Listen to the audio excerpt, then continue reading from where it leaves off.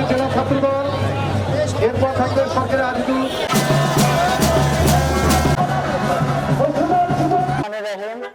দীর্ঘ 17 বছর একটি ফ্যাসিস্ট সরকার বাংলাদেশকে একটি জিম্মি রাষ্ট্রতে পরিণত করেছিল।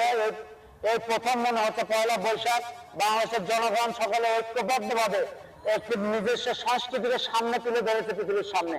এইভাবে সুন্দরভাবে বাংলাদেশের জনগণ কখনো এই পয়লা বৈশাখ সহ কোনো অনুষ্ঠান পালন করতে পারেনি বলে আমরা মনে করি। এবং দেশ নায়ক জনাব তারেক রহমানের নির্দেশনায় বগুড়া জেলা বিএনপি তথা বাংলাদেশের বিএনপি এবং সাধারণ জনগণ এবং ছাত্রদল, যুবদল, স্বেচ্ছাসেবক দল, বগুড়া জেলা ছাত্র দলের যে 28টি ইউনিট আছে র্যালিকে সাফল্যমণ্ডিত করেছে, সফল করেছে, তাদেরকে ধন্যবাদ জ্ঞাপন করছি। তারেক রহমান এবং বেগম খালেদা জিয়া দেশের বাইরে অবস্থান করছে। এর পরের পয়লা বৈশাখকে আমাদের এই সর্বোচ্চ দুই নেতাকে সাথে নিয়ে যেন আমরা এই পয়লা বৈশাখ উদযাপন করতে পারি, এই জন্য দেশবাসীর কাছে আমরা দোয়া চাই।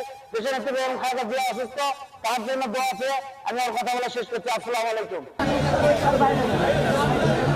প্রথমে থাকবে জেলা ছাত্রদল, এরপর থাকবে সরকারি আজিজুল কলেজ শাখা ছাত্রদল, তারপর থাকবে সরকারি শাহ সুলতান কলেজ শাখা ছাত্রদল।